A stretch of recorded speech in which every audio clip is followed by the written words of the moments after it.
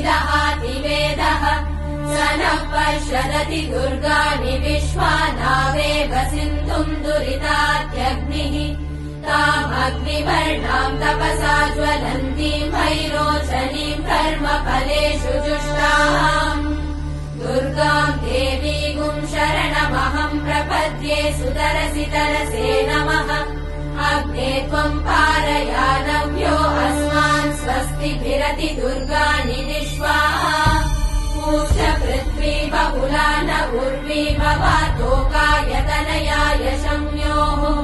विश्वानि नो दुर्गः जातवेदः सिन्धुन्न नावा दुरितातिवर्षि